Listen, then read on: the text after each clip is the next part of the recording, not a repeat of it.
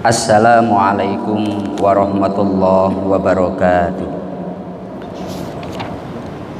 Alhamdulillah wa syukrulillah wa bini'matillah la hawla wa la quwwata illa billah. Alhamdulillahilladzi an'ama alaina bini'matil islam wal iman. Alhamdulillahilladzi khalaqal mauta wal hayata liyabluwakum ayyukum ahsanu amala. Rabbi shrah li sadri wa yassir li amri wahlul 'uqdatam min lisani yafqahu qawli.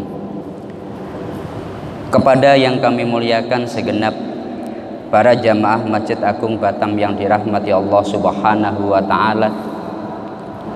Seperti biasa, setelah melaksanakan sholat duhur, mari kita bersama-sama mengikuti kajian tafsir Imam Asy-Syafi'i. Selama kurang lebih 7 menit ke depan, marilah kita bersama-sama niat thalabul ilmi dan niat iktikaf di masjid ini, agar duduk kita bersama oleh Allah dicatat sebagai ibadah.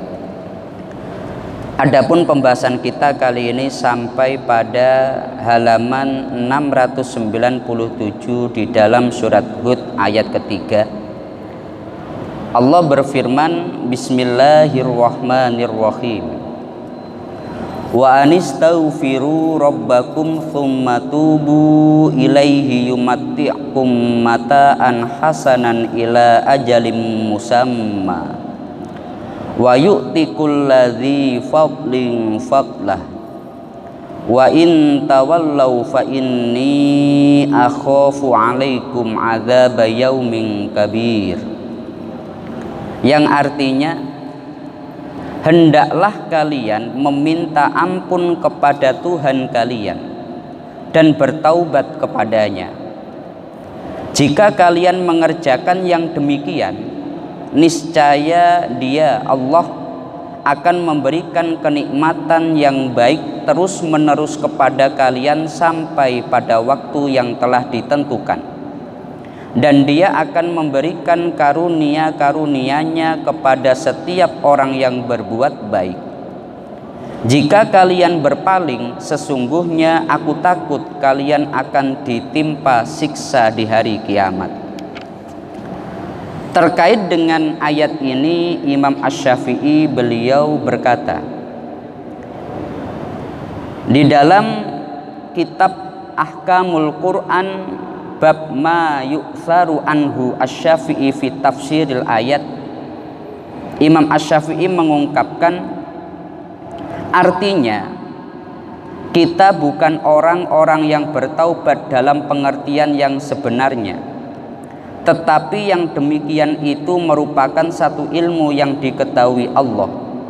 Siapakah orang-orang yang bertaubat sebenarnya, sementara kita telah diberi kenikmatan yang baik di dunia ini? Ayat ini merupakan ayat perintah. Artinya melalui ayat ini Allah berfirman, wa anistaghfiru rabbakum tsumma tubu ilaihi. Mintalah ampunan kepada Tuhan kalian dan bertaubatlah kepadanya. Bila seseorang melakukan ini, yumatti'kum mata'an hasanan ila ajalim musamma, maka Allah akan memberikan karunia yang besar kepada orang itu sampai pada masa yang telah ditentukan. Makanya kalau di dalam kitab tafsir yang lain, sebagaimana dijelaskan Imam Fakhruddin Ar-Razi di dalam tafsir beliau Mafatihul Ghaib, orang ketika dia istighfar, dia bertaubat, sebetulnya dia itu ada 2 kemungkinan yang diberikan Allah kepada dia. Pertama adalah ketika Allah memberikan ampunan atas dosa-dosanya.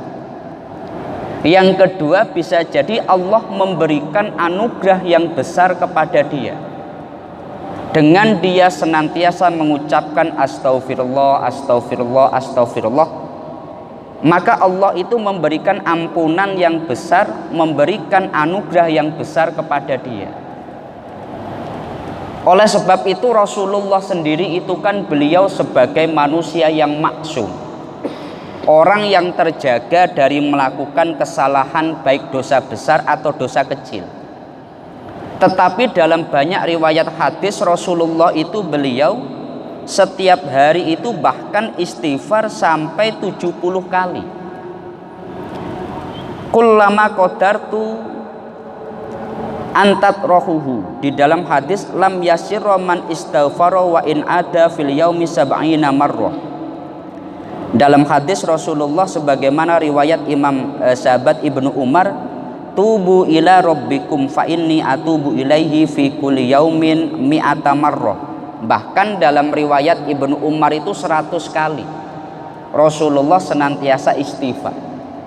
Karena istighfar itu tidak hanya sebatas agar diampuni dosa, tetapi juga agar kita mendapatkan karunia yang besar dari Allah Subhanahu wa ta'ala. Namun syarat daripada istighfar itu kalau dalam hadis Rasulullah, an-nadmu taubatun, harus ada penyesalan. Artinya hendaknya seseorang itu memiliki penyesalan ketika dia habis melakukan dosa, dia menyesal.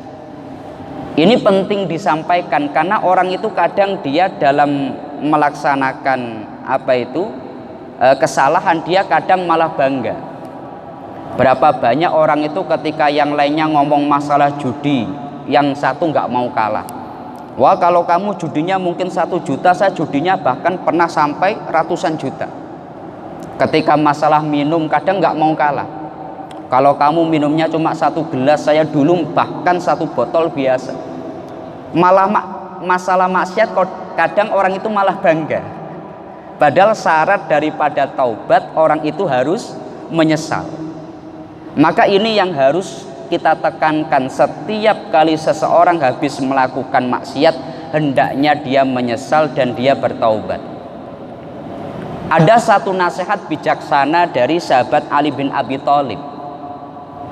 Sebagaimana di dalam salah satu riwayat disebutkan sahabat Ali bin Abi Thalib itu didatangi oleh orang yang dia belum mampu taubatan nasuha, berhenti sepenuhnya. Dia melakukan dosa, habis itu dia taubat. Besok dosa lagi, habis itu taubat lagi. Besok taubat lagi, tapi setelah itu melakukan dosa lagi. Dia belum bisa taubatan nasuha, berhenti sepenuhnya, masih kumat-kumatan. Tapi ketika orang itu mengeluh dan dia itu curhat kepada sahabat Ali bin Abi Thalib, maka Ali bin Abi Thalib itu beliau menyampaikan, faqala amirul mu'minin yastaghfiru abadan hatta yakuna syaitanu huwa al-khasiru fayaqulu la taqata limahu wa qala ali kullama qadarta antat rohahu fi watrotin wa tahtalisu minha faf'al. Jadi sahabat Ali bin Abi Thalib itu nasihatnya, setiap kali kamu habis melakukan maksiat teruslah kamu bertaubat. Besok kamu maksiat, tobat lagi. Besok kamu maksiat, tobat lagi. Lakukan tobat terus menerus sampai setan putus asa menggoda kamu. Jadi orang itu dia habis taubat, digoda setan, dia maksiat lagi. Terus dia taubat, digoda setan, maksiat lagi. Lah sahabat Ali bin Abi Thalib lakukan terus taubat setiap kali habis maksiat sampai setan putus asa. Kan setannya akhirnya putus asa. Wah, nggak ada gunanya digoda, ujung-ujungnya orang ini taubat. Nah, ini nasihat bijak dari sahabat Ali bin Abi Thalib. Kenapa? Karena tidak semua orang mampu untuk taubatan nasuha. Paling bagus derajat daripada taubat itu memang taubatan nasuha. Memiliki 3 syarat. Pertama, an-nadmu, menyesal. Kedua, al-qal'u, menghentikan dosanya, tidak mau melakukan lagi. Dan ketiga, al-azmu, dia punya komitmen kuat di waktu depan tidak akan pernah mengulangi itu. Ini syarat taubatan nasuha. Tapi tidak semua orang mampu seperti ini. Maka sahabat Ali bin Abi Thalib, nasihatnya tadi patut untuk kita renungkan bersama. Karena manusia itu memang oleh Allah dibekali al-insanu mahalul khotok wan nisyan. Tempatnya salah, tempatnya lupa. Sebagai manusia biasa, bukan nabi, kita pasti punya dosa. Cuma tinggal kita ini mau bertobat apa tidak. Kita nggak mungkin bisa melepaskan diri dari dosa. Seorang ulama besar pun pasti memiliki salah, memiliki dosa. Tinggal tugas kita memohon ampun atas apa yang pernah kita lakukan. Dan ketika kita memohon ampun, istighfar, tidak hanya Allah mengampuni dosa kita, tapi Allah juga akan memberikan karunia yang besar kepada kita semuanya. Dan yang pasti melalui ayat ini, istighfar itu adalah ibadah, karena istighfar merupakan perintah Allah Subhanahu wa ta'ala. Mungkin itu yang bisa kami sampaikan dalam kesempatan yang singkat ini. Mari kita tutup dengan kita bersama-sama membaca surat Al-Fatihah. Semoga Allah senantiasa memberikan kita semuanya kesehatan, dan semoga Allah senantiasa memudahkan urusan-urusan kita bersama. Al-Fatihah. A'udzu billahi minasyaitonir rajim. Bismillahirrahmanirrahim. Alhamdulillahirabbil alamin arrahmanir rahim maliki yaumiddin.